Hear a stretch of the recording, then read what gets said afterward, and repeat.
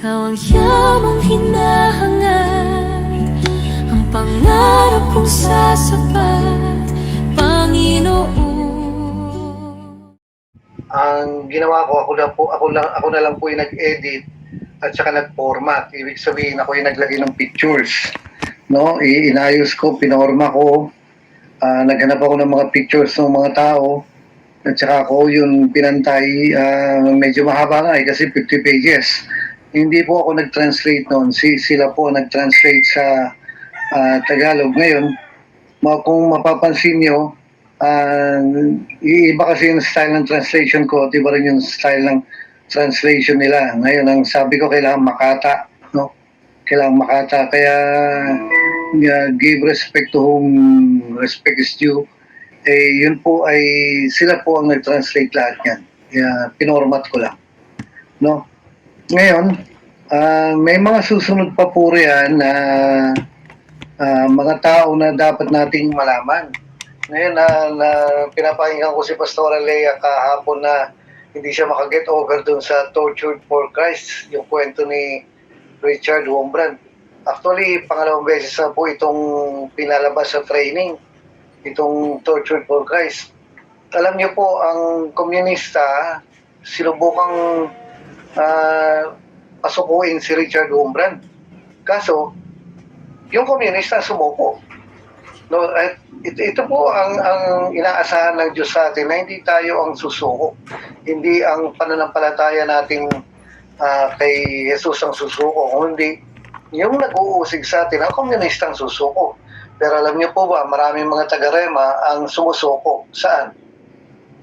Sa deployment. No, kumbaga, ito yung example na sinabi ng Diyos na huwag kang susuko. Sabi niya, if you deny me before men, I will deny you before my Father. If you deny me before men, I will deny you before the angels in heaven. Sabi niya gano'n. Pero pagdating na sa deployment, sumusuko po ang mga workers. Hindi, wag. No? Tayo po yung mga mananagumpay. Pagtatagumpayan ko itong tisod na to, pagtatagumpayan ko itong pagod na to, pagtatagumpayan ko itong kahirapan na to, pagtatagumpayan ko itong sakit na ito, pagtatagumpayan ko itong hirap na ito. Napakinggan nyo naman yung sinabi ni Pastor Rodel kaninang umaga, yung pakikisama. No? Ngayon, nakalimutan ko na yung kwento niya na yung nag-text ako, hindi ko na matandaan yung ganun. Pero minsan, isipin mo rin na bakit hindi kayo nagkakasundo, hindi mo ba alam na mayroong kaaway na nanggugulo sa inyo, na parang minamanipula kayo, ganyan. Mga kapatid, kung titingin ka sa paligid mo, no, mawawalan ka talaga ng gana. Pero kailan ba tayo tinawag ng Diyos na tumingin sa paligid? Tinawag tayo ng Diyos na tumingin kay Jesus, the author and the finisher of our faith. Hindi ka pwedeng matalo. Katulad ni Richard Wurmbrand, hindi siya pwedeng matalo sa komunista. No? Si Nora Lam, yung bida sa China Kai, si Brother Yun, no? Hindi sila pumayag na matalo ng palagay o yung ideology o yung pananaw, yung tingin, yung opinion ng tao. Hindi sila pumayag na matalo sila ron. Ngayon, tayo ring mga manggagawa ay dapat hindi talunin sa deployment. Kailangan nating magtagumpay. No? Tulad po nung mga nababanggit ko sa inyo, ilang workers na po ito na tinitingnan ko. Sabi ko gano'n, mawawala na to. Ngayon, malay ko ba kung ano nangyayari sa kanya? Na kumbaga parang andun lang yung inward witness mo, mawawala ito. Next deployment, wala na nga siya. Bakit? Ngayon, malalaman ko na lang na may mga tinanim siya sa kanyang deployment na talagang mawawala siya. No? Yung isa rito, nilaro niya yung deployment niya, kung nilalaro mong deployment mo, hindi ka na pagkakatiwalaan talaga ng Panginoon. Aalisin ka niya kasi many are called but few are chosen. Darating ang time na hindi ka na makakapasa sa susunod na grade. No?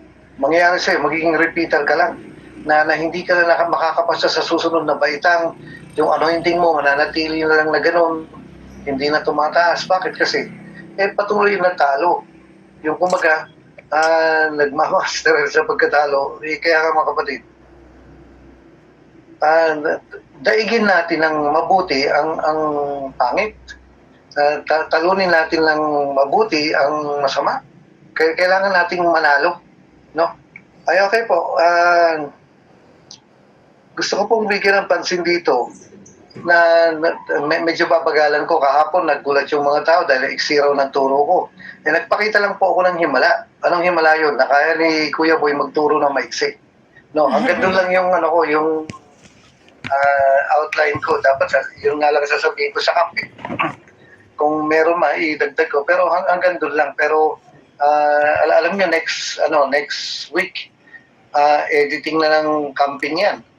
Kahit wala ko, i-edit ko yan. At itong training, i-edit na naman ito. Tuwing umaga, nagsasaka ako mag-record na nakabantay ako, hindi ako kumikibo. Kasi hindi ko alam kung paano isang sound system yung ganito, ganyan, para ma-record. So tuloy ang trabaho. No? Kahit walang sweldo. Tuloy ang trabaho. Bakit kasi? Ang Diyos po ay hindi siya unfair na hindi niya makita yung hirap mo sa paglilingkod sa Kanya. Hindi unfair ang Diyos na kahit na sabi nga, yung ginagawa mong sikreto ay lalabas yan. Yung ginagawa mong paglilingkod sa Panginoon, yung mga maliliit mong abono, yung mga maliliit mong malasakit ay i-honor ng Diyos publicly. Kahit naman di public eh. Basta sa akin, hindi naman ako naghahanap ng reward. Hindi ako naghihintay ng reward.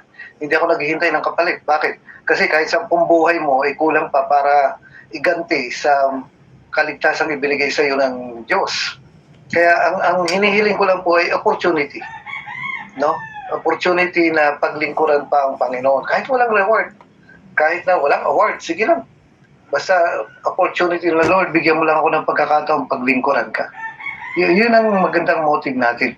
Ngayon, tumingin ka sa katabi mo at sabihin mo, bigyan mo ako ng pagkakataong mahalin ka.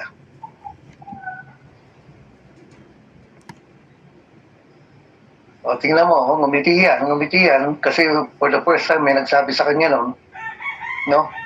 Ay okay po. Ang sinasabi ko po rito, ibig sabihin, kailangan nating mag-adjust, no?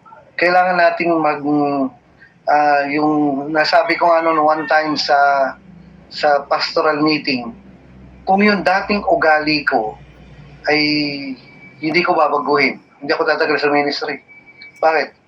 May pagkasutil ako eh. Yung may pagka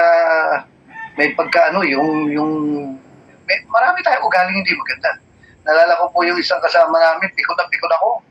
Na dahil may ginawa siya sa akin, ang ginawa ko po nung unbeliever pa ako nito, bata pa ako siguro, hindi ko matandaan eh.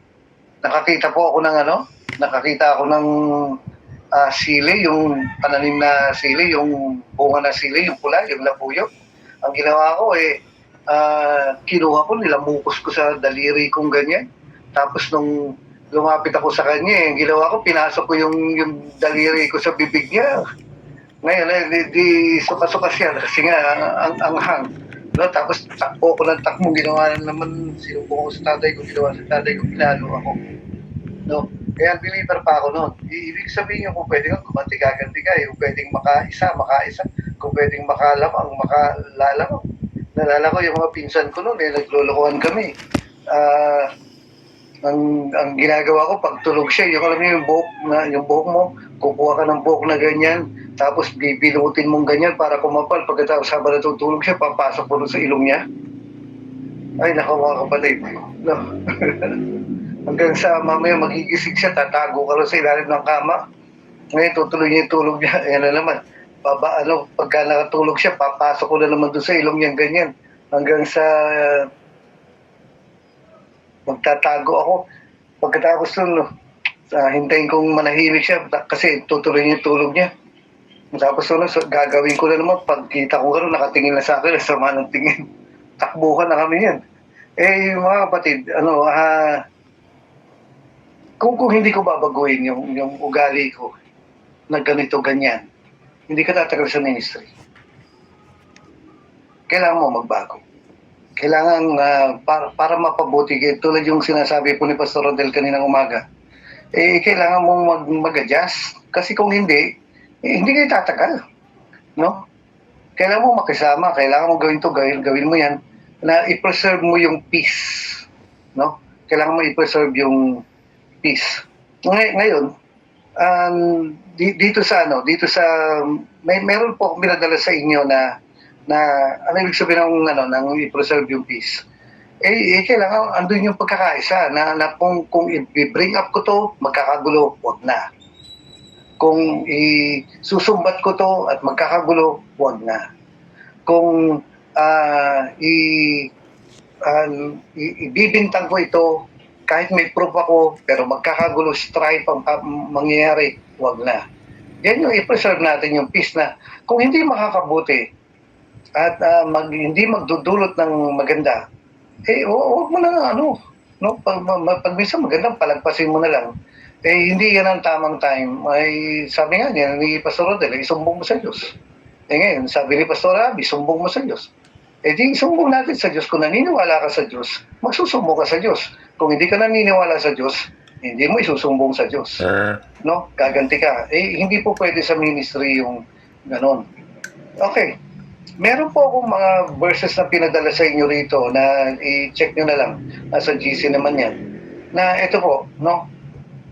Ang verse, isang verse lang po ang kukunin ko ron, yung nasa Hebreo chapter 12 verse 14. No, babasahin ko po ito. Sabi niya ganoon, magpakabanal kayo at sikaping makasundo ang inyong kapwa. Sipin niyo, no? Dalawang bagay yan. Sabi niya gano'n, relationship mo sa Diyos at relationship mo sa tao. Alam niyo, kapag ka nagtuturo ka ng Word of God sa camping, salvation, ang sinasabi mo, makipagkasundo ka sa Diyos, yung relasyon mo sa Diyos, ayusin mo. Pero kasi, pagkatapos ng camping, mas marami kang pakikisamang gagawin sa tao kaysa sa Diyos eh. Kasi tingnan niyo po yung Ten Commandments. Sabi niya, igalang mo ang iyong magulang, igalang mo ang araw ng pamamahinga, huwag kang magnanakaw, huwag mong kukunin ito, ganito. No, alam niyo po ba na doon sa Ten Commandments na yan, dalawa lang ang patungkol sa relasyon mo sa Diyos. Yung 8 ay patungkol sa relasyon mo sa tao.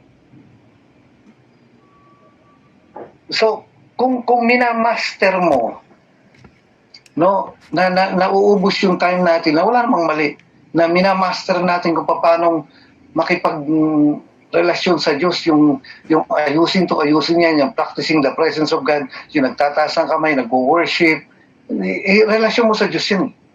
Pero hindi ba nahahanapan din tayo ng Diyos na practicing natin yung relasyon natin sa tao? Ayun eh.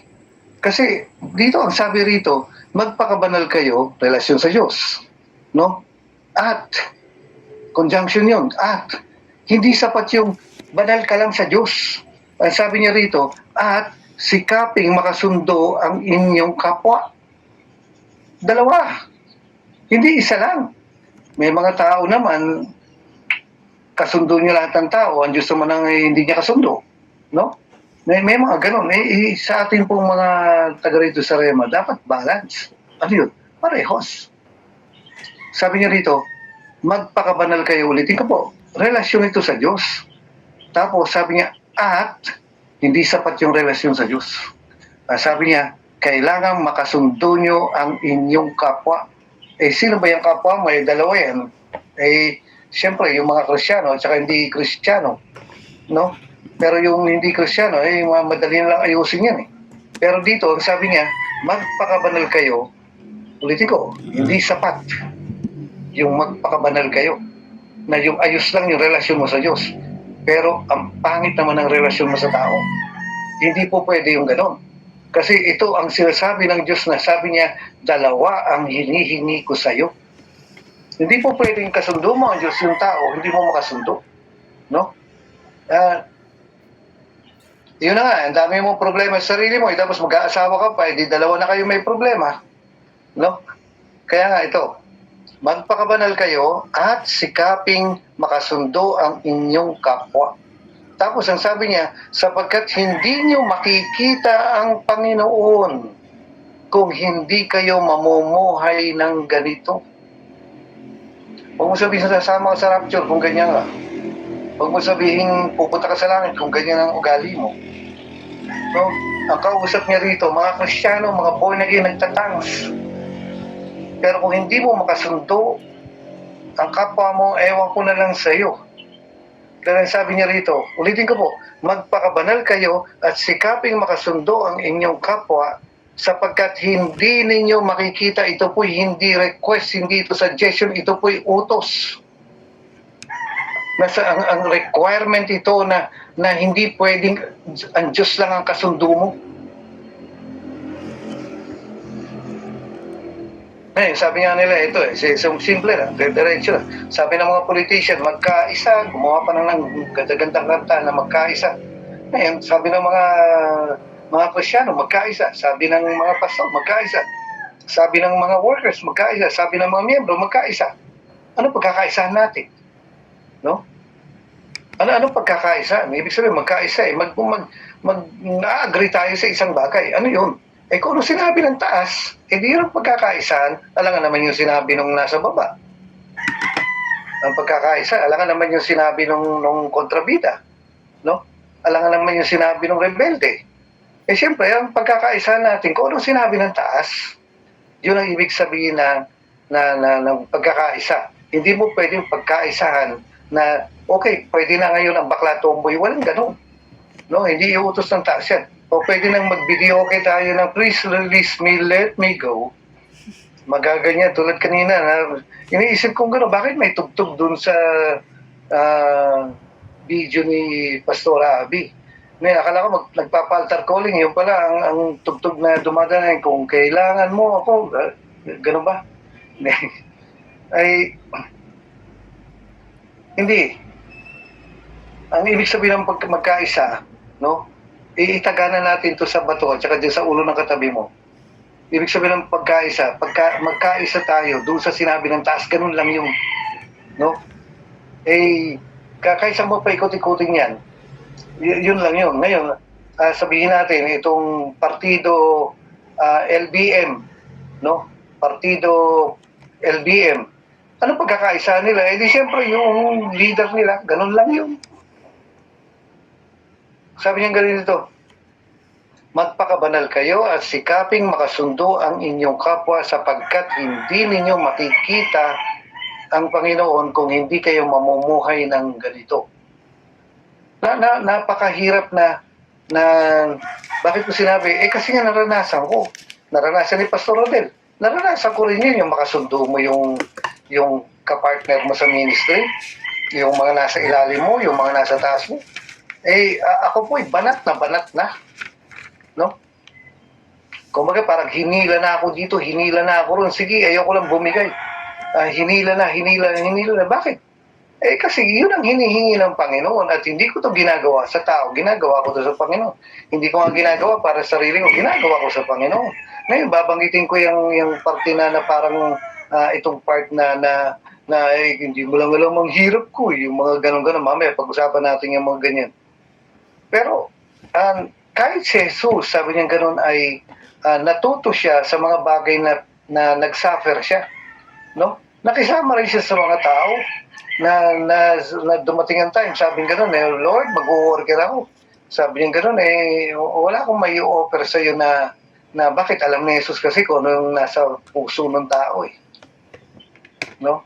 Alam niya kung anong nasa heart, yung motive ng tao. Sabi niya gano'n, wala akong sariling bahay. Wala akong maunanan eh, sabi niya gano'n. Ngayon, ito yung isang verse na sabi niya gano'n, kung hindi mo aayusin ang relasyon mo sa tao, no, at hindi ka mamumuhay ng banal, sabi niya gano'n, hindi ka makakapasok sa langit. Basahin niyo na lang. Tingnan niyo ibang translation, no? Napakahalaga na kasundo mo yung mga tao, hindi yung mga kapatid, naku po. Alam niyo, naranasan ko po ito. Alam ko, nararanasan niyo po ito. At alam ko, mararanasan nating lahat pa. Hindi pa tapos ang kalbaryo natin. Na nakikisama ka na lang kasi kung hindi, magkakagulo. Sige, kumbaga parang hindi ka na lang kikibo Hindi ka na lang magsasalita. Palalagpasin mo na lang kasi ayaw mong masira yung kapayapaan. No? Nakikisama ka na lang na hindi mo lang masabi yung gusto mo, hindi mo lang ma-push yung gusto mo, hindi mo lang ma-open yung gusto mo. Bakit? Kasi may iniingatan ka eh. Ano yung iniingatan mo? Yung fellowship. Yung organization. Bakit? Kasi kapag ang sabi ng Biblia, pag binasak mo ang katawan ko, pag binasak mo organization, pag binasak mo ang gawain, wawasakin ka ng Diyos. Nasa Bible yan. Kung i-destroy mo ang temple ng Diyos, i-destroy mo yung gawain niya, i-destroy ka rin niya. Huwag mo sabihin, punta ka ng langit kung ganyan ka. Bakit? Kasi hindi mo ginagawa ang gawain ng Panginoon, ginagawa mong gawain ni Satanas.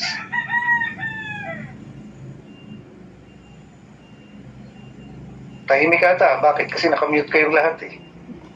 Kaya tahimik. Ngayon, tingnan niyo po, napakalinaw, magpakabanal kayo at sikaping makasundo ang lahat ng ang inyong kapwa, makasundo. Kasi alam niyo mga kapatid dito, may aayusin tayo. Ito po ay supposed to be sasabihin ko sa camping na meeting na lang, pero yun, nawalan po ng pagkakataon kaya dito ko sasabihin. Ngayon, dito po sa Rema, sanay na sanay po ako na hindi na lang kikibo. Kumbaga parang saka na lang natin pansinin niya. Pagpalagpasin na lang muna natin ngayon na meron kang nakitang mali, meron kang nakitang hindi maganda, meron kang hindi nakitang magandang asal, pero sige, palagpasin mo na lang yan. Bakit? Kasi hindi pa time. Or sabihin natin, mas magulo. Kasi kung mag-aayos ka ng problema, siguraduhin mo, iiwanan mo na maayos. Hindi yung kumbaga gagalawin mo, lalaki lang. Eh, alam nyo, ang Panginoon, may katwiran din ng ganyan na sabi niya, putulin na natin ito. Sabi niya gano'n, sabi niya, Lord, wag muna. Okay, tapos sabi niya gano'n, putulin na natin yung damo. Sabi nung magsasakay, Lord, madadamay yung iba. No? So, ngayon, merong kailangang ayusin. Oh, yes. Pero kung mag-aayos nga ng problema, siguraduhin mo, iiwanan mo na maayos. Ngayon ito, meron kang nakitang ganito, may nakita kang ganyan. Paano naman tayo dito sa baba? Walang problema. Pero paano naman tayo dito sa leadership? Sino mag-aayos niyan? Yung nasa baba o yung nasa taas? Siyempre, yung nasa taas. Ngayon mga kapatid, ang i-check natin dito ay yung offending party. Ano yun? Yung hindi mo lang masabi na siya talaga yung perwisyo eh. Hindi mo lang masabi na siya talaga yung salarin. Hindi mo lang masabi na siya yung magulo. Hindi mo lang talaga masabi na ikaw talaga ang problema eh. Maayos naman ito eh. Kaso magulo ka eh. Ikaw yung offending party. Ikaw yung sa totoo lang, ikaw ang magulo rito eh.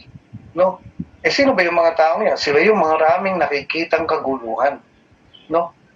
Eh, kailangan nating mag-adjust na darating ang time, sasabihin din yan. Kaso ang problema, nakaisa ka, nakasampu na siya. So nagpapatunay lang na hindi teachable. Bakit? Kasi pagka sinabi mong ganito, andun ka agad yung mali kayong lahat, ako lang ang tama. Ganito, wala na sa iyo espiritu ng Diyos kung ganyan. Kasi alam niyo po, ako, ilang beses ako sinabi na, mali ako, ganito, ganyan. Pero kung kikibo ako, noong time na yun, magkakagulo. Kaya sasabihin ko, ay ganun ba? O sige, patawarin niyo ako. Tapos, nang walang samaan ng loob.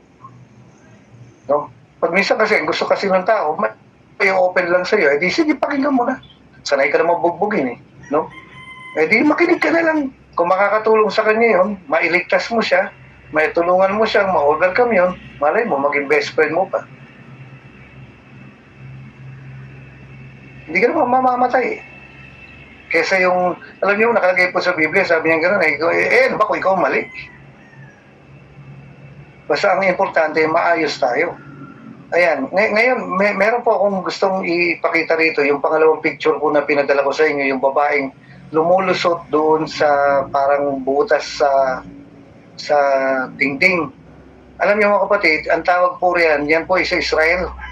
Yung picture na pinadala ko sa inyo, na isang picture po ng isang babayan na na lumulusot siya doon sa parang crack doon sa building.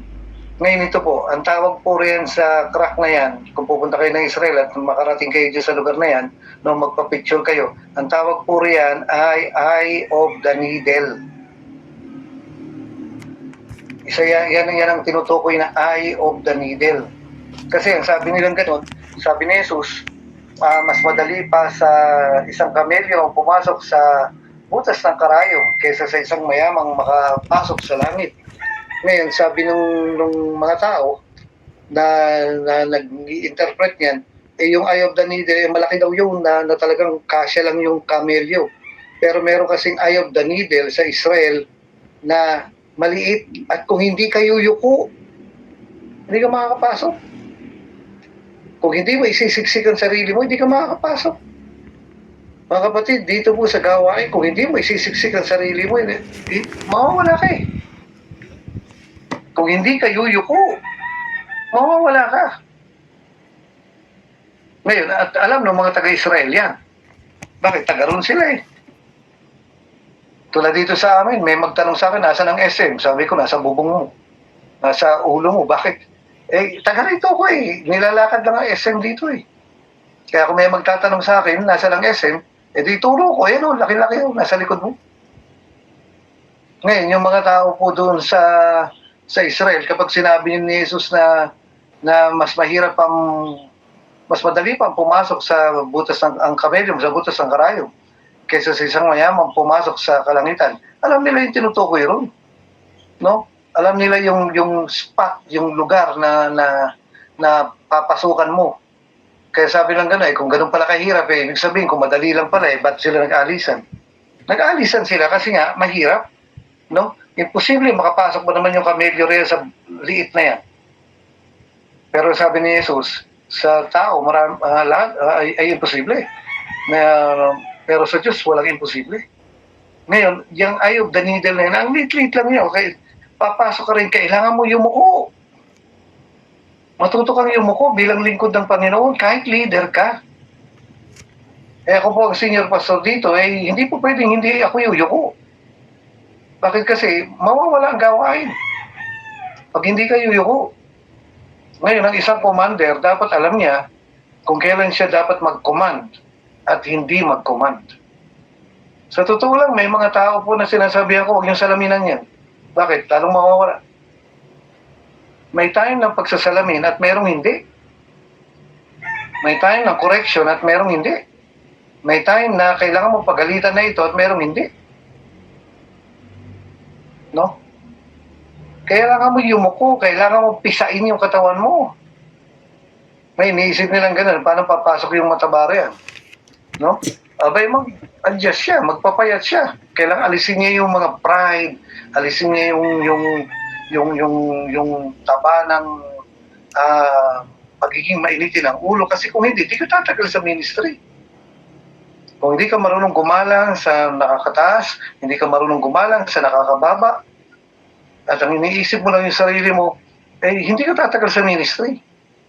Mga kapatid, ang tumawag sa atin ay ang Panginoon. Hindi ang organisasyon, hindi ang pastor mo, hindi ang kahit sino, kundi ang Panginoon. At kung hindi mo nakikita yan, maliligaw ka. Alam niyo, nakarating ako sa Bible School, hindi po ako nag-aral doon, nagsisitin ako, at saka nag-standby ako doon, dahil akala ko lahat ng mga Bible School students, mga anghel. Nakarating ako doon, nakita ko kung matitisod ka. Bakit? Nakakatisod eh. Pero ba't ako titingin doon? Hindi naman sinabi ng Panginoon na tumingin ka sa kapangitan nila. No? Gusto yung makakita ng pangit, marami rin sa paligid. Minsan nagyaya ako sa Manila Zoo kasi gusto ko makita yung mga hayop ba. Ngayon sabi lang, bakit magyaya ka pa sa Manila Zoo? Ang dami naman sa Rema.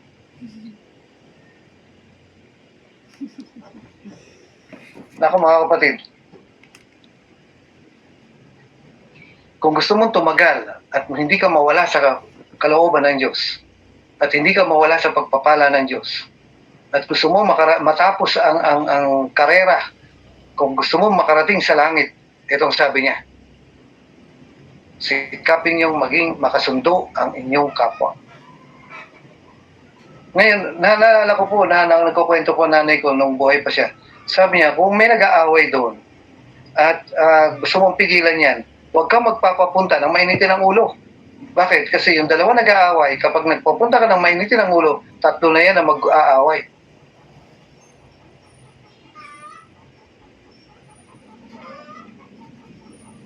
Piliin mo, mapili ka. Na kumbaga para ka isang kutsilyo na matalim, matibay. Na kahit na ipanlagari ka, kutsilyo ka, na ipanglagari ka sa pako, hindi ka nasuko. Hindi ko kaya, hindi ko gano'n, alam mo, ilalagpasa ko ni Satanas.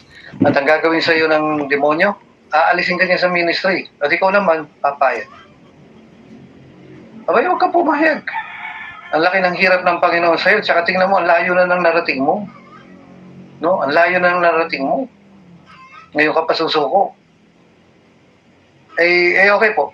May mga tao po na na talagang na parang masarap sa kanila maglingkod sa Panginoon. Masarap sa kanila mag full time. Meron namang hindi, ganyan. Pero tayo po na merong something dun sa loob mo na ayaw mong pumayag na malayo ka sa Panginoon.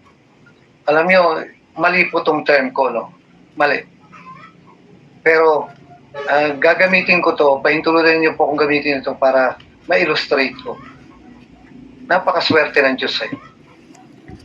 Mali po yung term na yun. Pero, gusto ko pong illustrate ko yung gusto kong sabihin. Kung masarap sa'yo ang maglingkod sa Panginoon at iiwan ang lahat, no, ano ba yung kantang yan? Kung ako'y iiwan mo na nahawa na tuloy ako kay Abby. Na kung para sa iyo ang sarap maglingkod sa Panginoon na iiwan mo ang lahat para lang makapaglingkod sa Panginoon. Katulad ni Obed-Edom. Hindi po siya Hudyo. Pero hinanap niya, sinundan niya yung Ark of the Covenant kahit inalis na sa bahay niya. Dinala na sa templo. Alam niyo, hindi siya Hudyo pero hinabol-habol niya ito.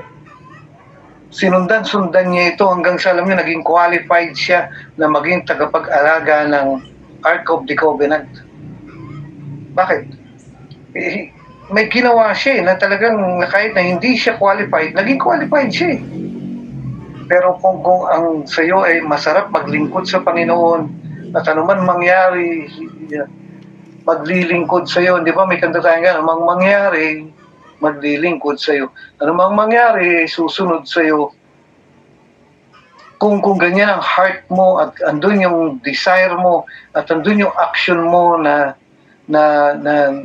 trying hard ka na maglingkod sa Panginoon, napakaswerte ng Diyos sa iyo. No? Wala, alam ko mali yung term na yun dahil wala naman swerte-swerte. Pero kumbaga, napakaswerte ng Panginoon sa iyo. Kaya ini-encourage kita na ituloy mo yan. Na huwag kang papayag na manakaw ng kahit sino. Nakukwento ko nga sa inyo eh. Naalala ko na may binibigyan, yung allowance na binibigay sa akin, hindi nakakarating sa akin eh. Bakit? Hindi daw karapat dapat bigyan allowance eh. Sa loob po ng maraming taon yan. Hindi ako nanita. Hindi ko sinabi, ba't mo ako niloloko, gano'n, kayo tumatanggap kayo ng allowance, ako hindi, gano'n. Wala, hindi ko inano yan. Kailangan ko ng perang ganito. Wala akong pakialam na rin. Sabi ko nga, ang gusto ko ay yung oportunidad na mahalin pang Panginoon.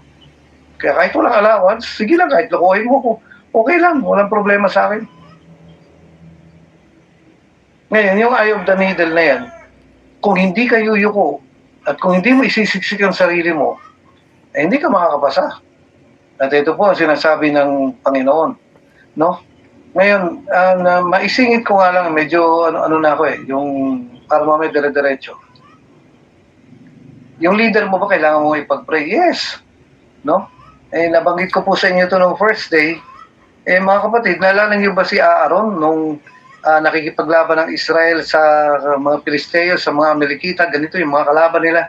Ngayon, habang nakataas ang kamay ni Moses na ganyan, nananalo sila, pero pagka bumababa na, natatalo sila.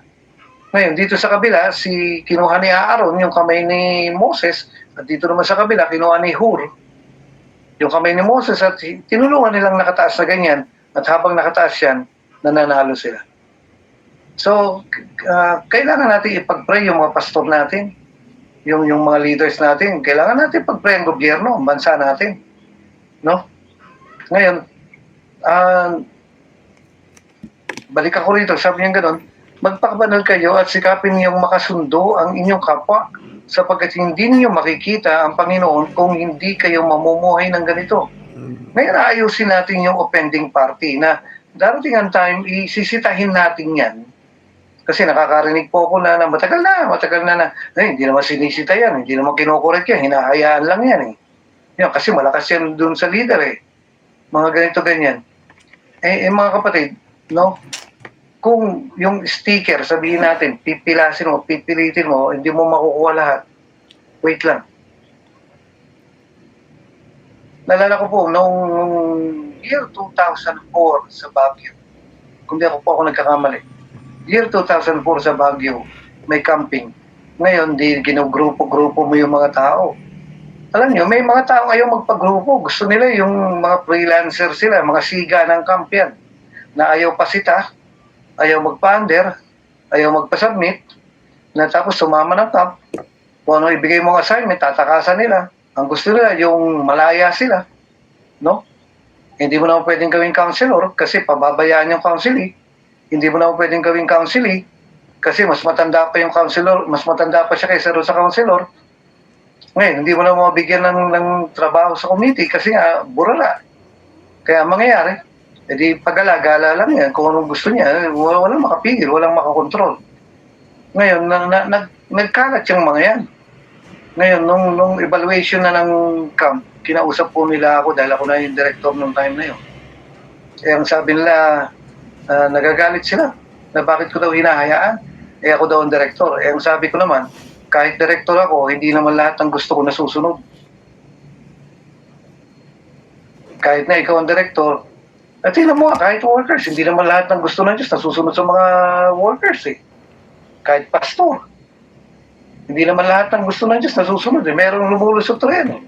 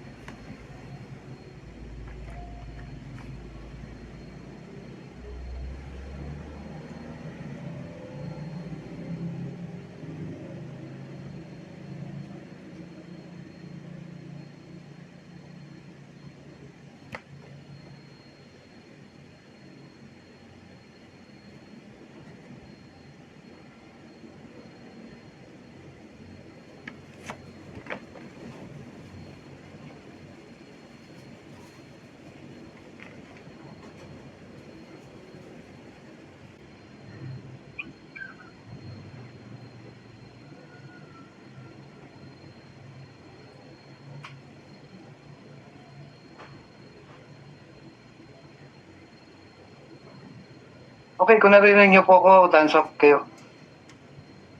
Okay, so ano ba yung huling binanggit ko? Pero nakakaalala? Kay Hur po. Ano po yun? Aaron. Oo yun, kailangan bang ipag-pray ang mga leaders natin? Yes, kailangan ipag-pray kasi hawak ni Aaron yung kabila, tapos hawak ni Hur yung kabila, no? Kailangan nakataas na ganyan eh. No, kailangan yung suporta natin sa mga leaders natin. Okay, nabanggit ko po itong yung dito.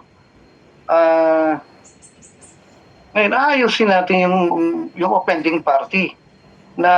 Kung siya ang nakakagulo, siya yung panggulo, na kadalasan hindi niya nakikita to kasi nakikita niya to, titigil yan eh. Kaso ang problema, hindi nga niya nakikita, kaya ang nangyayari, tuloy-tuloy yung panggugulo na hindi niya alam.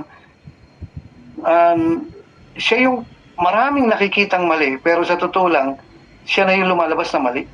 No, kasi hindi maganda yung ganun na aayusin natin itong mga to. No? Sayang, nagre-record ako, hindi tuloy na record na. Ay, okay. So, ewan ko kung meron nagre-record sa inyo rin, ibigyan nyo na lang ako ng kopya, no? Kasi itong mga nakaraan na kasama sa record yan, pero ngayon, wala na, nag-brown out na eh. Ay, okay. May mga banggitin po ko sa inyo rito. Balikan ko lang ito, no? Medyo nawindang ako eh, na-rush ako, nagulo. Kasi nag-brown out, wow, ang init dito. No, summer po naman, kulog na kulog tong kwarto ko. Okay.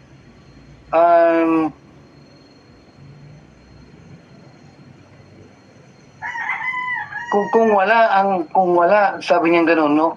Maging banal kayo, relasyon sa Diyos, at sikapin niyo makasundo ang lahat ng mga tao. Ngayon tingnan niyo po ito. Ngayon, ang isa pong basic na teaching sa leadership ay ganito. Ano ba yung leadership? Paano mo malalaman kung ano yung tamang leadership, good leadership, bad leadership, evil leadership? Eh, ganito. Ano ba yung pinaka-basic na teaching pagdating sa leadership? Eh, ito po. Hanap ka ng magandang leader. Yung magaling na leader sa pananaw mo, sa mata mo. Ngayon, tingnan mo yung qualities niya. Paano ba siyang magutos? Paano ba siyang mag-lead? Paano ba siyang makisama? Paano ba siyang ganito, ganyan, ganun? Yun obserbahan mo. Yun po ang basic ng leadership.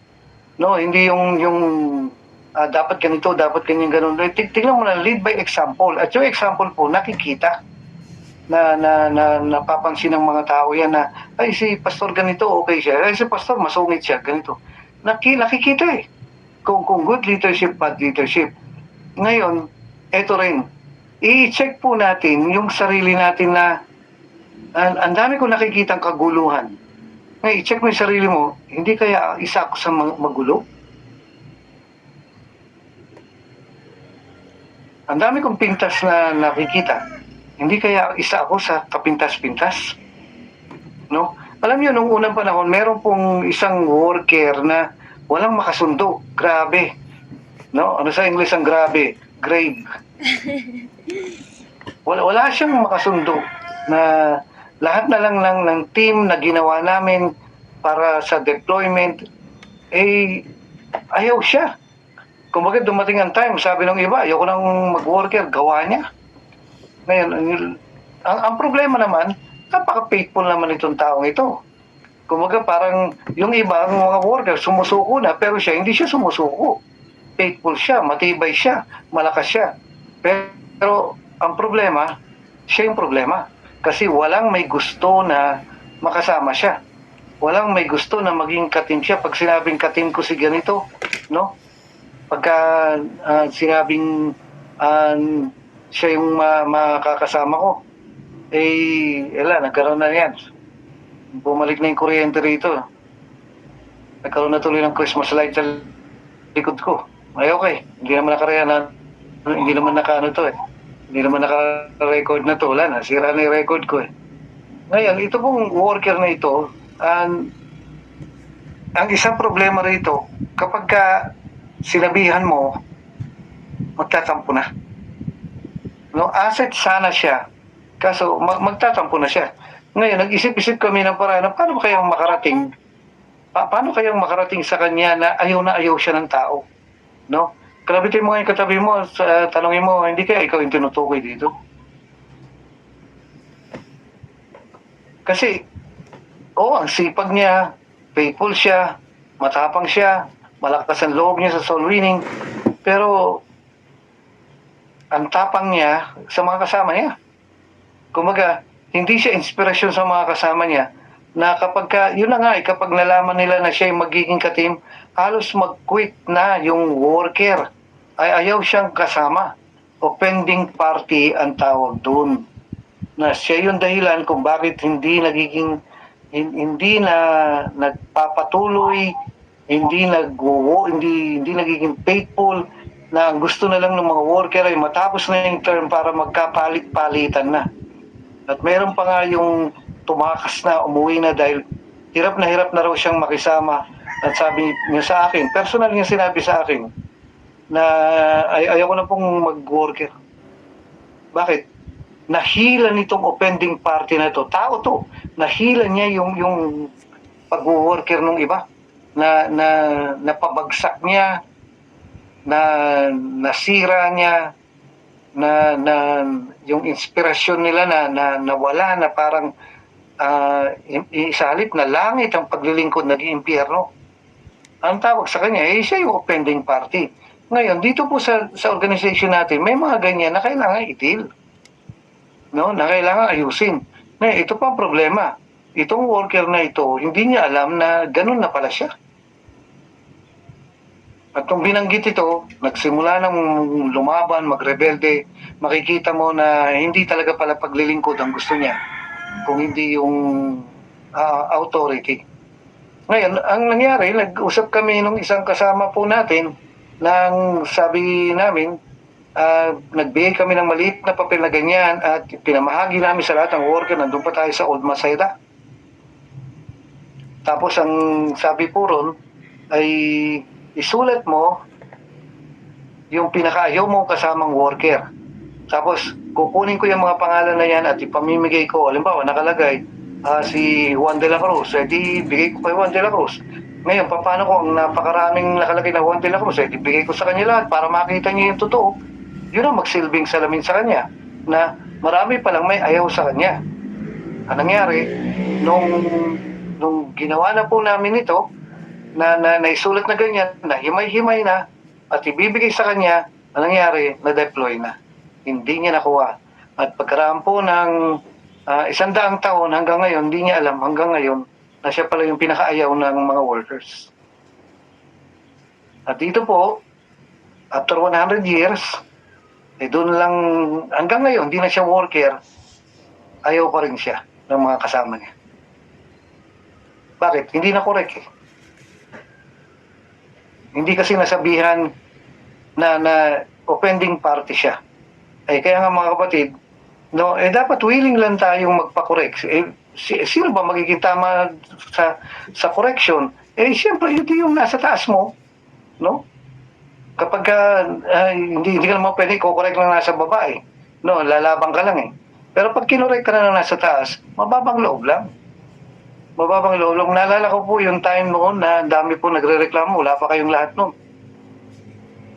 Na may mga nagre-reklamo kay Pastor Danny at saka sa akin. Si Pastor Danny kasi matapang talaga eh. Anong nangyari po? Ngayon, meron itong baguhan na parang kinausap nila na ikaw magsabi kay Pastor, ikaw magsabi kay Kuya Boy, na ganito mga ugali nila, ganyan-ganyan. Ngayon, kinausap ako, sabi niya, Kuya Boy, pwede bang makausap ka namin? Kayo ni Pastor Danny, ganito. Ala, ang ginawa, pinaupo kami. Sabi niya, umupo kayo dyan. Ganyan, pangit naman yun, yung way niya na nagalit si Pastor Danny noon. Bakit? Kasi, hindi maganda eh. Sabi niya gano'n pastor yan, iigalang mo pa rin. Kahit na mali na yung pastor mo, iigalang mo pa rin. Sabi niya, umupo kayo dyan. At may sasabihin ako sa inyo. Nagyabang-yabang ng gano'n. Ewan ko kung ano yan kung 10 o -3 siya eh. Ang nangyari, kinokontrol ko si Pastor Danny, sabi ko, makinig ka lang. No, kasi sa isang leader, hindi magandang leader yung makikita ng mga miyembro na hindi ka pwedeng sitahin. Hindi maganda na nakikita ng mga nasa ilalim mo na hindi ka approachable. Hindi maganda na makikita nila na hindi yan pwedeng pagsabihan. Yung leader ko ay hindi makorek. No? Hindi maganda yung ganun. Kaya dapat ang makikita sa atin ay yung mababang loob lang. Ngayon may gusto ko sabihin sa inyo one time na dalawang bagay po ito.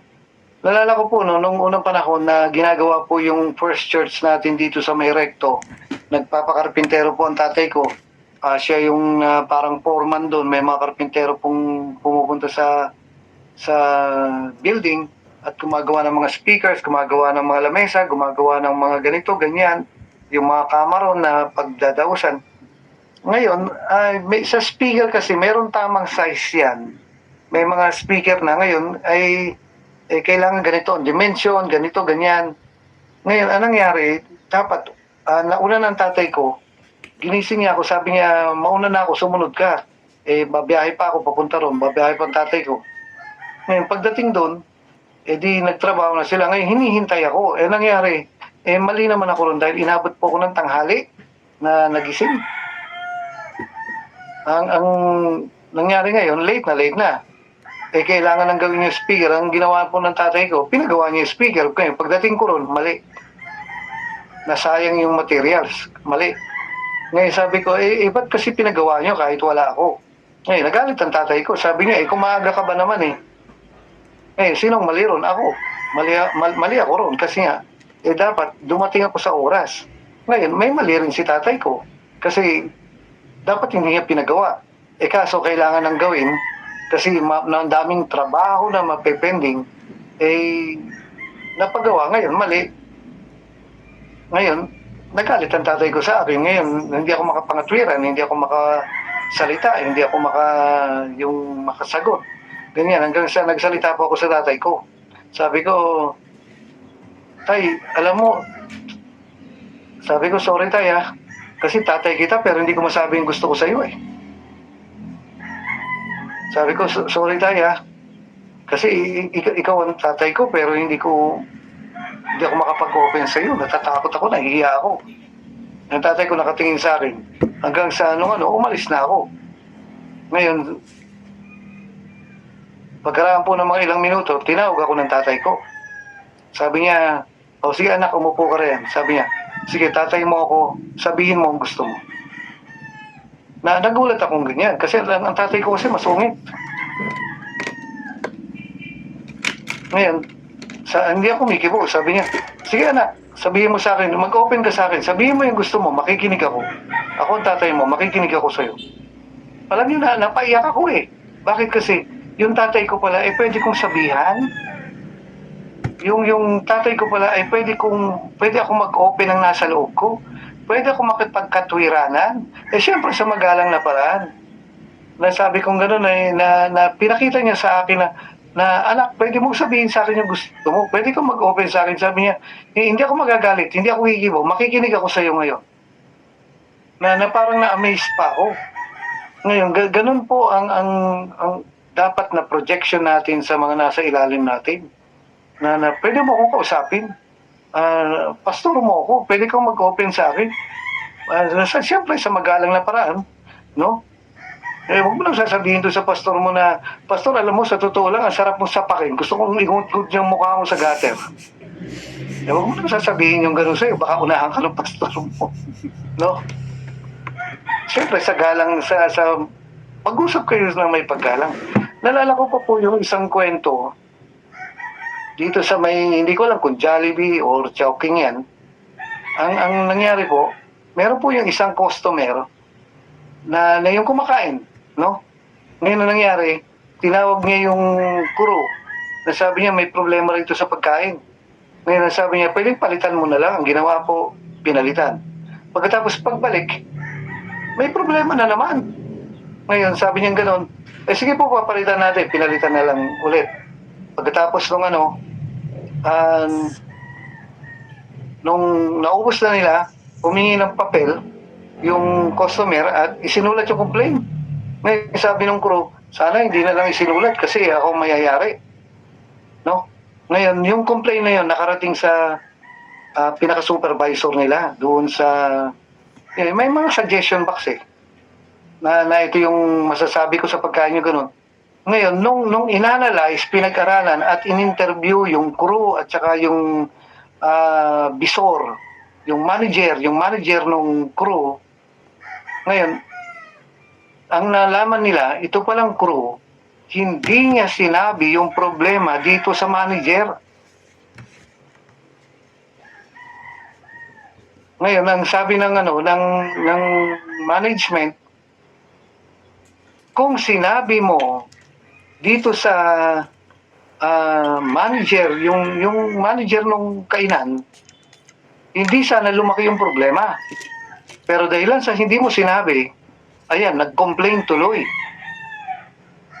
Kaya kumbaga, natatakot na yung crew na ako, matatanggal ata ako. Ngayon, sinisi ngayon ng manager yung crew na na bakit hindi mo sinabi sa akin? Kaya nga nandito ko para sabihin mo, ganito, ganyan. Alam niyo, ka-endingan nito, ang tinanggal yung manager, hindi yung crew. Yan po ang ginawa ng mataas na management. Ang tinanggal ay yung manager, hindi yung crew. Bakit? Anong dahilan? Kasi napag-alaman nila sa analysis nila na yung manager ay hindi approachable. Hindi makalapit yung crew. Pinakita ng manager na hindi mo po malalapitan sa mga problema mo. Hindi ka mag-o-open sa akin, which is yun ang trabaho ng manager, kaya ka manager eh. Pero dahilan sa ipinakita niya na hindi pala siya pwedeng lapitan, hindi niya kayang hindi magagalit, siya po ang tinanggal. At ako, tayo, ayaw nating tanggalin tayo ng Panginoon. Eh nawa, sana may nagre-record nito, no? Ngayon, yung offending party, eh kailangan siyempre maidil yan. Kailangan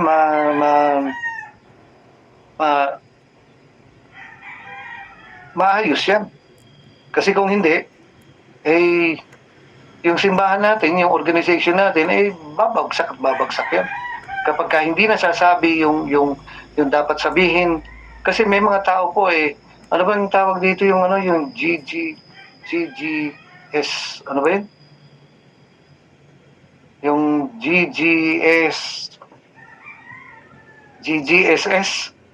ano ba yung gandang-ganda sa sarili? Ngayon, meron naman yung, yun, gandang-ganda sa sarili. Ngayon, meron din naman yung mga tao, laging tama ang tingin sa sarili.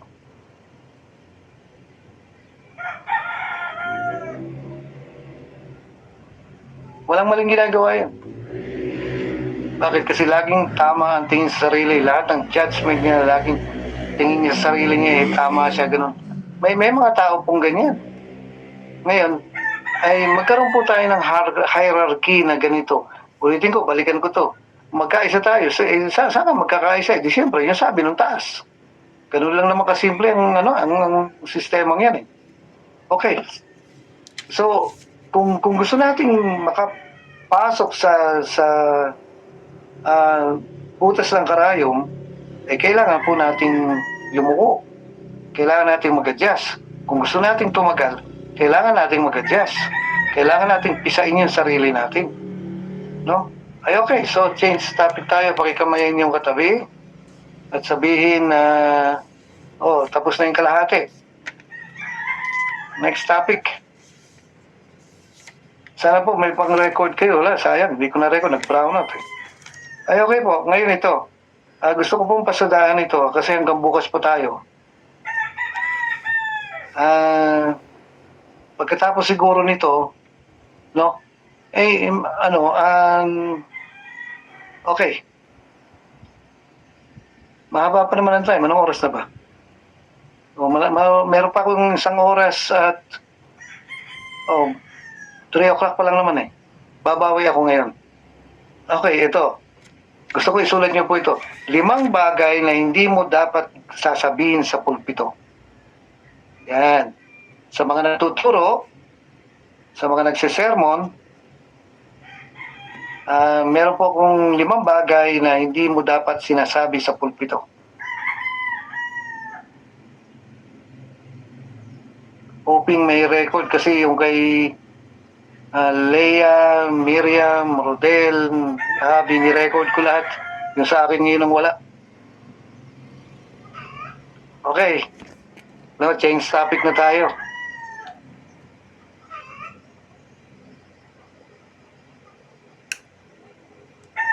Ready na ba kayo? Thumbs up kayo kung ready na. Okay, number 1. Ito yung 5 bagay na hindi mo dapat sasabihin sa pulpito. 10 ito eh, pero hindi tayo aabot eh. Taka na lang, baka bukas. Number 1, parinig. Huwag kang nagpaparinig sa pulpito. Kahit na anong sama ng loob mo, kahit na anong galit mo, kahit na anong hinanakit mo, kahit na anong gusto mong, yung desire mong ipaabot ito, gusto mong sabihin, ang pangit mo. Bakit mo kasi kailangan sabihin yung pangit siya? Kasi the truth will set him free. Wag ka nangangatwiran ng ganyan. Kahit na ano pang kagustuhan mong paringgan siya, wag mong gagamitin ang banal na pulpito para sabihin ang saloobin mo.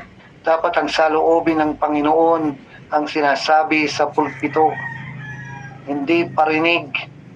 Alam niyo mga kapatid, kapag halimbawa nakikinig ako sa inyo sa inyong mga live, makikita kong gano'n na nagpaparinig to. Halata, may galit ito, may sama ng loob ito. Hindi maganda. At saka ito, hindi yan didikitan ng Espiritu ng Diyos. Bagkus, yan ay kakapitan pa ng masamang espiritu.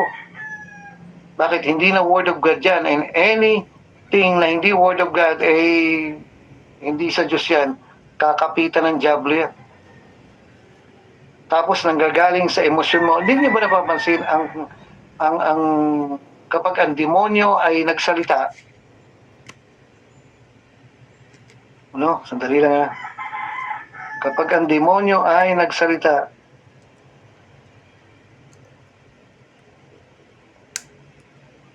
sandali lang ha. Naayos ko yung outline ko eh. May Christmas light sa likod ko. Pasko pa. Nakapatay yan eh. Sumindi lang eh. Okay. Kapag ang demonyo ay nagsalita, always with feelings. Nako, kapag tinamaan ka ng tampo, talagang ramdam mo yung tampo na yan. Kapag tinamaan ka ng takot, ramdam mo. Pag tinamaan ka ng galit, ramdam mo. Bakit? Ang demonyo kasi, hindi lumalakad by faith yan by feelings yan. Ngayon, kapag andun yung galit mo, yung sama ng loob mo, yung tampo mo, yung inis mo, pararating mo ngayon sa mga tao gamit ang pulpito, parinig, kakapitan ng Diablo yan. At hindi mabe-bless ang mga tao. No? Hindi maganda at hindi tama na ikaw ay nagpaparinig sa pulpito. Nalala ko po nung ako'y baby Christian, meron po yung assistant pastor namin na tinira-tira ako. Wala namang ibang gumagawa kundi ako. Nung unbeliever ako, ginagawa ko. Pero when believer na ako, di ko na ginagawa. Ngayon, akala niya, kahit born again na ako, ginagawa ko pa rin. Ngayon, iniisip kong gano'n, sabi ko, dapat kinausap na lang niya ako eh. Bakit kailangan gamitin pa niya yung pulpito? Na-offend ako ng todo noon na bakit kailangan magparinig pa siya sa akin? Pwede naman niya sabihin sa akin diretso. Kasi hindi ko naman ginagawa. Ngayon, na-bless ba ako? Hindi. Napuspos pa ako? Hindi. Baby Christian ako. Hindi, siyempre, gusto kong magtampo. Gusto kong lumayo. Nakita ko yung kamalian ng mga leaders noong time na yun. Pero alam nyo, in-overcome ko yung mga pagkakamaling yun. Kasi, itong bagay na ito na pwede akong matisod ay isang bagay na pwede akong lumakas. Ito yung opportunity kong bumagsak, pero ito yung opportunity kong umangat. Every trial, every testing na dadaan sa akin ay opportunity para bumagsak, pero opportunity rin para umangat pa.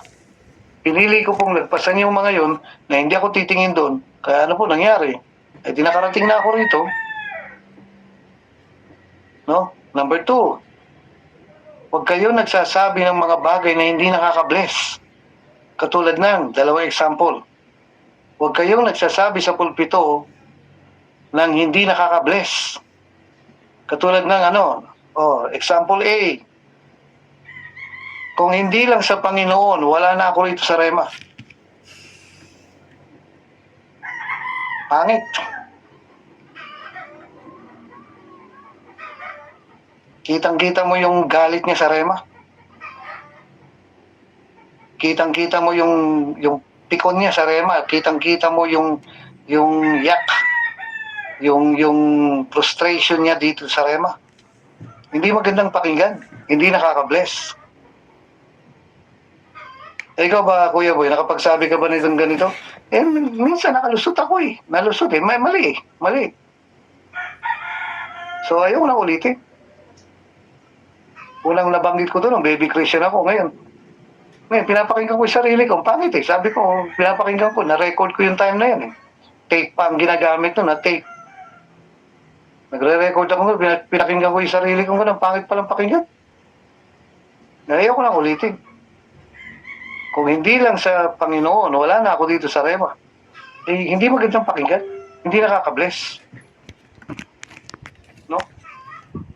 Or example B. Number 3 na ito.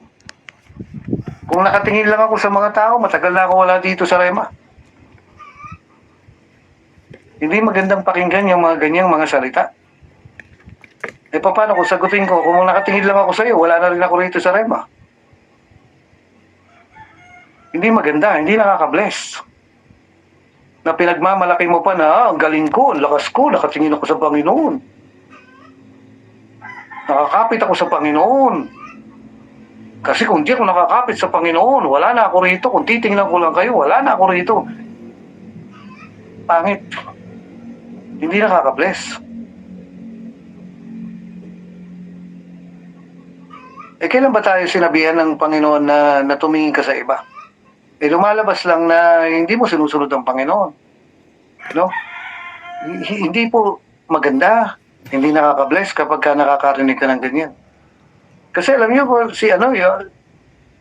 kahit na nangyayari, kahit totoong nangyayari, kahit sabihin natin ganito, ganyan, pero tinawag ka ng Panginoon dito eh. Ako, tinawag ako ng Panginoon dito. Siya titingnan ko. Hindi ikaw. Hindi ko rin titingnan yung sarili ko kasi kung titingnan ko yung sarili ko, baka wala na rin ako rito. No? Pwede mo kang makatwira ng ganyan. Nalala ko dati yung isang pastor, sabi niya sa akin, training ito, kaya hindi pwedeng sabihin sa ibang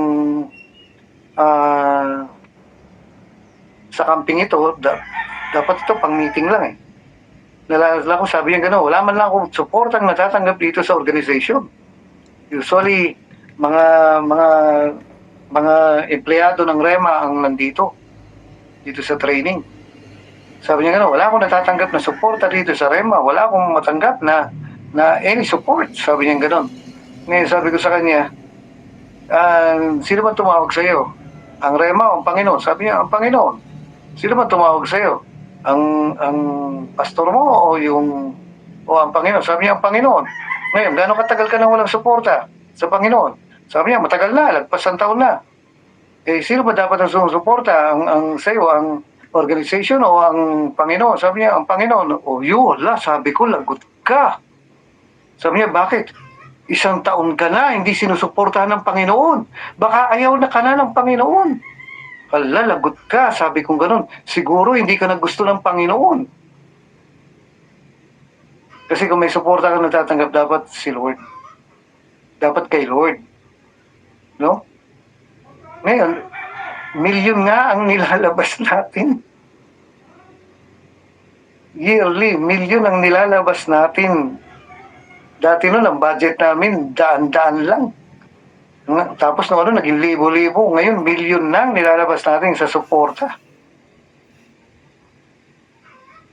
Ngayon, meron nga isang simbahan na yan na 10 taon nang walang napoproduce na worker eh. Pero sige, sinusuportahan pa rin. Tatanungin mo, ilan ang miyembro mo? 3 piraso. Ilan yung, sino yung 3 piraso na yan? Kasama na pala yung pastor doon. Tapos tinanong, o ikaw, ilan ang miyembro mo sa simbahan? 5 po. Yung pala, kasama yung 2 manok doon. Pero sinusuportahan pa rin. Tapos makakarinig ka ng gano'n na walang suporta.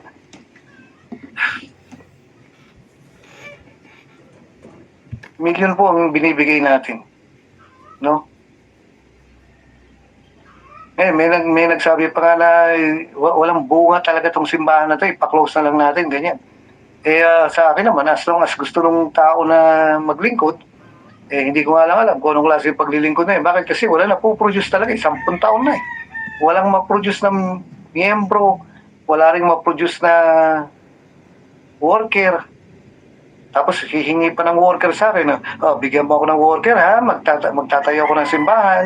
Ibigay mo sa akin, dedicated, consecrated, yung mabait, yung giver, yung marunong maggitara, yung marunong mag-drive ng motor, yung mahaba ang pasensya, yung mapanalanginin.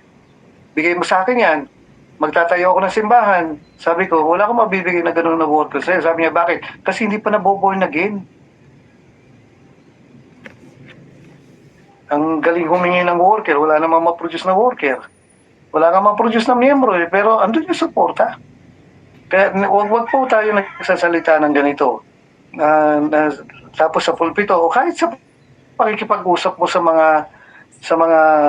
mga miyembro. Bakit? Kasi tinuturuan mo lang silang tumingin dun sa mali. Tinuturuan mo silang tumingin dun sa pangit. Bandang huli, di na babalik yan.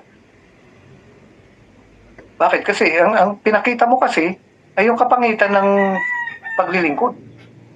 Pinakita mo kung paanong napakaburara ng Panginoon sa pagsuporta. Pinapakita mo lang na hindi matapat ang Panginoon sa mga lingkod niya.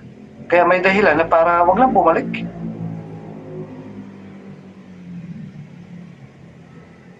Wag mong sinasabi sa mga kasama mo yung kahit na ang i-magnify natin na anumang mangyari, maglilingkod sa'yo, dapat ganun. Kasi kung i-magnify mo yung anong yan, yung mga kapintasan, yung mga kapangitan ng simbahan, ng organization, mawawalan ka ng worker. Sasabihin nila, hindi ka dapat, o kita mo, agresari si ganito, o si pastor ganyan na nagsabi. Mag-aalisan lahat yan. Na sila may kasalanan, gawa mo. Kasi kahit na ano man po ang mangyari, titignan niyo po, lumubog ako sa kahirapan. Lumubog ako sa problema. Ito, inaatake ako ng sakit. Pero magpapatuloy pa rin ako. Paano ko wala nang mag-pray sa iyo, Pastor Boy? Paano ko wala nang magmamalasakit sa iyo mag-pray, Kuya Boy? Kaya magpapatuloy pa rin. Bakit? Kasi ang sarap pa rin maglingkod. Though no one go with me, still I will follow. Though no one go with me, still I will follow. Though no one go with me, still I will follow. No turning back, no turning back. So wag natin po sinasabi yung mga ganito. Okay, number 4. No, number 4 na. Huwag kang nagkukwento kung paano kang inapi. Nauna lang yung sinabi ko kanina na dito di ako sinusuportahan, dito di ako binibigyan ng girlfriend, dito di ako binibigyan ng boyfriend, no? Dito hindi ako binibigyan ng ganito, dito hindi ako pinagbabakasyon, ako na ang naghugas, ako na ang namalengke, ako na ang nagluto, ako na ang naghain, tapos ako pa rin ang maghuhugas, inaapi ako rito. Ngayon, may mga tao po na na paano ko bang may kwento rito? Meron po mag-asawang ganyan eh. Ngayon, itong babae, wala na siyang ginawa kung hindi siraan yung church doon sa asawa niya. Bandang huli, yung asawa niya nag-backslide. Sabi kong gano'n, nagiging hipokrita yung misis eh. Kasi wala na siyang sinabi. Ang galing-galing niya magturo sa Sunday school sa church. Pero pagdating na sa bahay pala, sinisiraan niya na sinisiraan. Huwag mong sasabihin yung kapangitan ng simbahan dahil marami yan. Huwag ka nagkukwento kung paano kang inapi. Dahil lahat lang naman tayo nakaramdam ng ganyan. Pero, magpapatuloy pa rin. Lalagpasan natin yan. No? Huwag mo binukwento kung paano kang inapi. Huwag mo ikukwento huwag ka nagpaparinig sa pulpito. Huwag ka nagsasalita ng mga hindi nakaka-bless. No? Tapos huwag ka nagkukwento ng kung paano ka inapi. Na dito, ginawa sa akin, pinulpito ako, pinahiya ako, ganyan excuse me po, no? Excuse me, hindi magandang term ito, pero na wala akong makitang ibang magandang illustration na minsan yung mga tao ginagawa mong kubeta eh. Na kung yung mga pangit sa'yo, yung pulpito, ginagawa mong kubeta yung mga tao na sinasabi mo kung paano ka hindi sinuportahan, kung paano kang ipe, kung paano kang pinulpito, kung paano kang ganito. Eh kung marinig kaya nila yung kabilang side, mapapahiya ka. Hindi pati magandang sinasabi sa pulpito yung mga ganung mga bagay. Nagpunta ang mga tao para makarinig ng Word of God at gusto nilang ma-bless, maging blessing ka. Oh, ng last na ito, tapos close tayo. Huwag mong ginagamit ang pulpito para sabihin ng yabang. Yabang. Huwag mong gagamitin ang pulpito para sabihin ng yabang. Oh, ni Leons ko, gumaling oh. Pinag-pray ko, yung babaeng maganda, pinag-pray ko, pagkatapos naging pangit oh. May mga taong ganyan, na parang kailangan lagi nila sinasabi kung gaano sila kagaling, kung gaano karami ang napagaling nila. Ngayon, walang problema kung ito ay for the sake ng illustration. Na tulad si kila Kenneth Hagin, marami kang maririnig na sinasabi nila na nakapagpagaling sila. Eh, hindi yabang yun. Yun po illustration. Ngayon, may magsasabing nakabuhay ng patay. Eh, hindi yabang yun, kundi illustration yun. Pero mahalata mo kung nagyayabang yung tao. Mahalata mo kung nagpapasikat yung tao. Alam niyo po kung ano pa isang form ng yabang, walang prayer. Kaya ko mag-sermon kahit na walang prayer, yabang po yung ganyan. Kaya ko mag-sermon kahit na hindi ako nag-outline, na hindi ako nag-aaral. Eh, ang yabang mo. Huwag ganun. No? Huwag natin kinukwento yung ginamit ako ng Panginoon para ilapit yung matigas sa ulo, ganun. Hindi maganda. Hindi nakaka-bless. Nagpunta ang mga tao para makarinig ng salita ng Diyos, maging blessing ka. No? Ngayon, maliban lang for the sake ng illustration, doon pwede kang magkwento. Pero kung magiging gusto mo lang ipagyabang ito, eh hindi maganda. Ngayon, iba rin naman yung testimony. Kasi yung testimony, pinapakita mo kung paano totoo at tapat ang Panginoon na tinugon niya, sinagot niya yung panalangin mo, testimony yun. Pero yung sasadyain mo na ginamit ako ng Panginoon, ganito, ganyan, na parang ay, sarap gumano, no? Bakit kasi? Hindi nakaka-bless. Alam niyo kung kailan mabe-bless ang mga tao? Kapag ka nakita yung gano'n ka kababa. Halatado yung halatado yung parinig, halatado yung self-pity. Bandang huli, sasabihin ng mga tao, ayoko na mag-worker, inaapi pala ang mga worker dito. Ayoko na mag-pastor, kasi inaapi pala ang mga pastor dito. Eh kung merong magtataas sa'yo, eh paano Kuya Boy?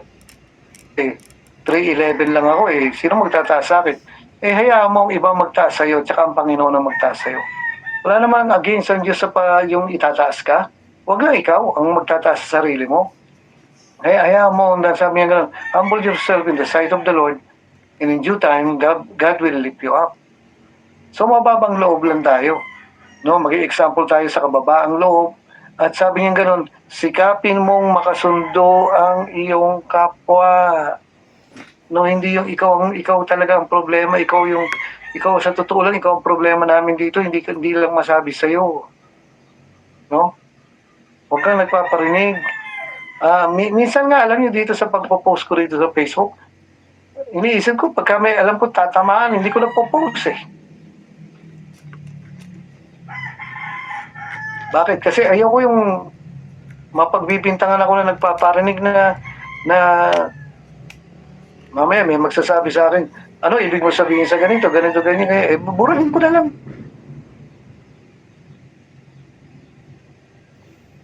Kasi hindi maganda yung parinig, yung mga hindi nakaka-bless ng salita. At number 3, yung kung paano kang inapi. At number 4, number 5, no? Ulitin ko na nga, nalito tuloy ako.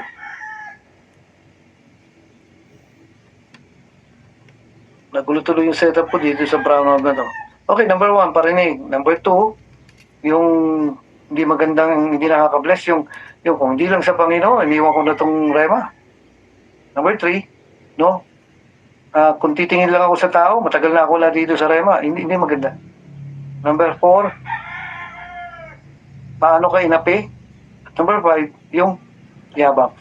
I-close ko po rito sa isang illustration. Meron po kaming kakilala ni Pastor Lerold. Si Lerold. Na isang pastor na sa loob po ng maraming taon, ibinigay niya yung buhay niya dito sa simbahan niya. Ngayon, dumating ang time, ito pong mga kabataan, naging professional na, nakapag-abroad na. Ngayon, ito pong pastor ay nagtampo. Kasi sabi niya, nung successful na sila sa ibang bansa, nakalimutan na raw siya. Alam niyo po na nagkakwentuhan kami.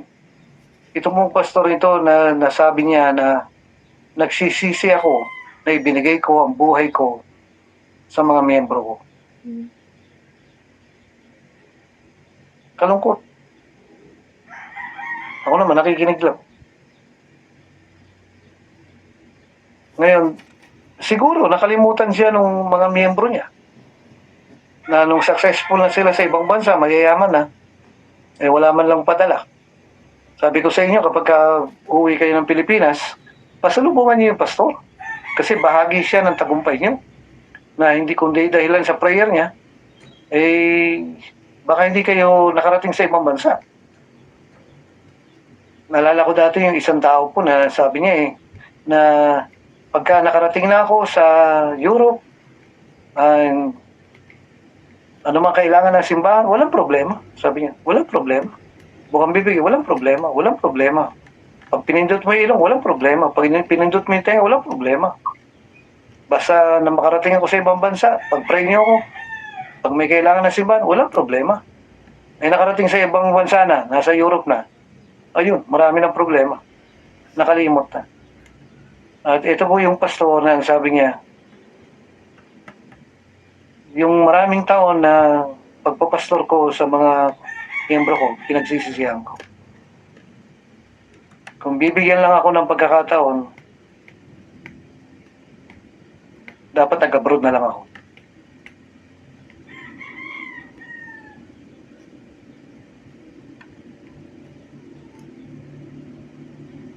Sabi niya, nagsisisi ako na ibinigay ko yung buhay ko sa mga miyembro ko. Kalungkot. Mali. Mali.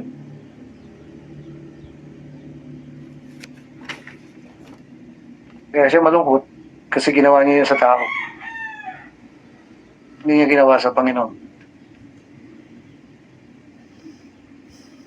Ngayon, siguro, nakalimot nga naman yung mga miyembro niya ron, pero kahit na. Hindi ko matiis na makarinig ng ganun. Ayoko. Kasi ina-examine ko yung sarili ko. Ayoko maging ganun. Na pagkatapos ng maraming taon, sasabihin mo, nagsisisi ako, nagsakripisyo ako sa paglilingkod sa simbahan. Mali. Maling-mali. Kasi ang Panginoon hindi nagsisi na namatay sa krus para sa iyo. Ngayon ang hinihintay niya yung paglilingkod mo. At sabi nga ng isang kwento, kung kaya kailangan, kung nag-iisa ka na lang sa mundo, bababa pa si Jesus para mamatay para sa krus. Kung isa ka na lang sa mundo na ililigtas niya, bababa pa rin ba siya? Ang sagot ay, yes. Bibigay pa rin niya ang kanyang kahit sa isang anak para sa iyo. Hindi ako gagaya doon sa pastor na yun. Dahil pagkatapos po ng maraming taon, maraming hirap, at ito na ngayon ang ginhawa sa akin, kahit tinatake ng sakit, wala akong nararamdamang pagsisisi. At kung uulitin ang panahon, gagawin ko ulit.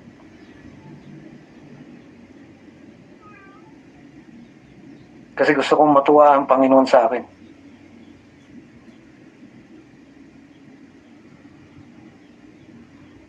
Dapat tayong lahat ganito. ibigay niyo ang inyong buhay, ang inyong katawan bilang buhay na handog.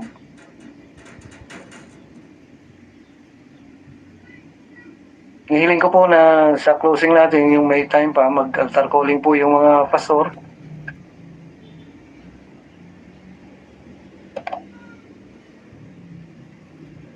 Hindi po ako nagsisisi at wala akong plano magsisi.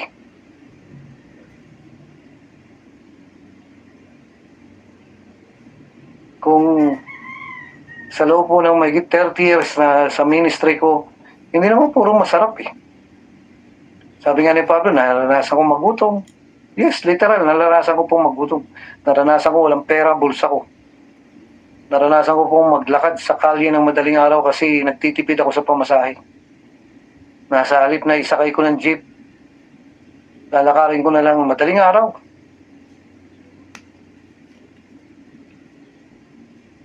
Eh kung kailangan gawin ulit yun, payag ako, ulitin ko. Kasi ginagawa mo to sa Panginoon. Kasi inaasama mo yung sasabihin sa'yo ng Diyos one day, welcome, good and faithful servant. Hindi sayang yung pagod mo.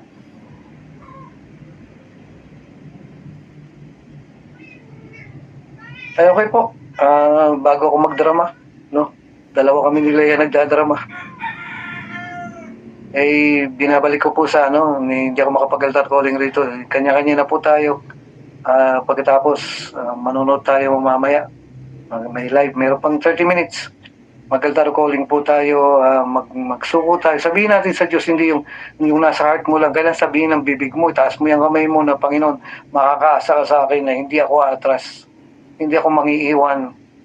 At hindi ako magsisisi na naglingkod ako sa iyo. At kung ulitin man ulit lahat, payag ako, Panginoon, kahit 100 beses pa.